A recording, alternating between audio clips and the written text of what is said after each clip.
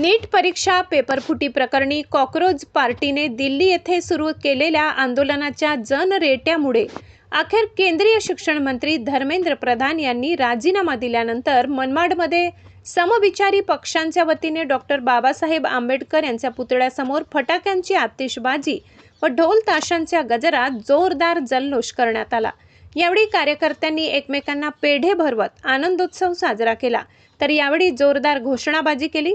Vilas Ahire, Pravin Pagare, SM भाले, गुरुकुमार निकाडे, रवी निकम, कादिर शेख, आनंद शिनगारे, आम्रपाली निकम, सुरेश अहिरे, नरेंद्र कांबळे, कृष्णा पगारे, सिद्धार्थ पाटील, अमोल लंकेश्वर आदीसह आंबेडकरवादी व समविचारी पक्षाचे कार्यकर्ते मोठ्या संख्येने उपस्थित होते। टाळ मृदंगाचा गजर, मुखी विठ्ठल नामाचा जयघोष, अखंड वीणा पहारा, भजन, कीर्तन, हरिपाठ, काकड आरती, रथयात्रा, पालखी सोहळा आणि ज्ञानोबा माऊली तुकाराम यांचा जयघोष, पुंडलिक वरदा हरिविठ्ठलाच्या गजराने आज मनमाड शहर दुमदुमून गेले। शनिवारी दुपारी आषाढी एकादशी निमित्त दुपारी याच मंदिरातून श्री विठ्ठल रुक्मिणी प्रतिमेची भव्य पालखी काढण्यात आली। हरिनामाचा जयघोष करत मोठ्या संख्येने स्त्री पुरुष भाविक या पालखी सोहळ्यात सहभागी झाले होते। आकर्षक चित्ररथामध्ये श्री विठ्ठल रुक्माई मातेची मूर्ती ठेवण्यात आली होती।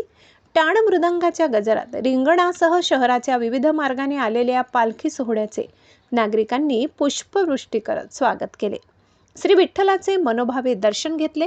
भगवे ध्वज घेऊन टाळ मृदंगाच्या गजरात वारकरी आणि भजनी मंडळ नागरिक मोठ्या संख्येने या रथयात्रेमध्ये सहभागी झाले होते। मनमाड शहरात आषाढी एकादशीचा सोहळा उत्साहात साजरा करण्यात आला।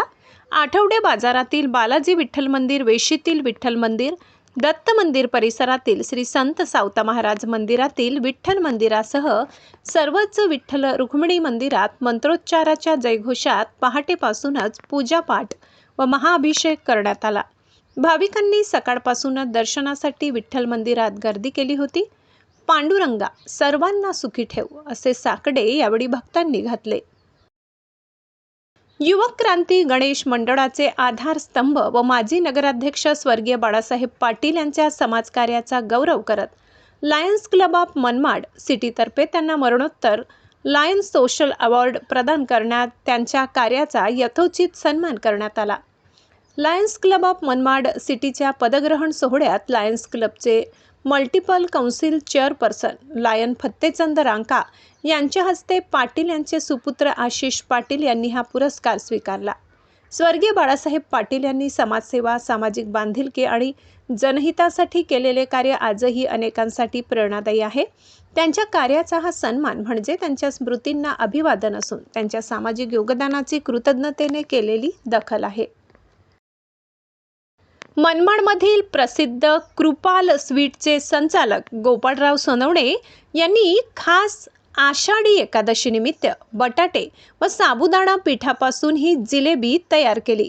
विशेष म्हणजे वर्षातून महाशिवरात्री व आषाढी एकादशी असे वर्षातून दोनदाच ही जिलेबी बनविण्यात येते। उपवासासाठी बटाट्यापासून बनविलेली स्वादिष्ट व रुचकर तसेच कुरकुरीत आषाढी एकादशीचा उपवास धरणारे भाविक व नागरिकांच्या पसंतीस उतरत आहे। आठवडाभरापासून नाशिक जिल्ह्यात सर्वदूर पाऊस होत आहे। पावसामुळे जिल्ह्यातील काही धरणे ओव्हर झाली तर 12 धरणातून पाण्याचा विसर्ग सुरू असल्याने नद्यांना पूर आला आहे।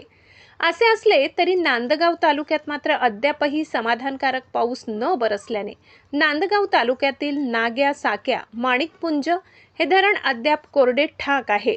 तर मन्याड धरणातही अत्यल्प पाणीसाठा आहे। नाग्या, साक्या, माणिकपुंज धरणावर तालुक्यातील पूर्व भागाचा शेती सिंचन आरक्षण आहे। तर माणिकपुंज धरणातून नांदगाव शहरासाठी पिण्याच्या पाण्याचे आरक्षण आहे। पाऊस लांबल्यास नांदगाव तालुक्यातील शेती सिंचनाबरोबर पिण्याच्या पाण्याचा प्रश्न गंभीर होणार असल्याने नागरिकांसह शेतकऱ्यांची चिंता वाढली आहे।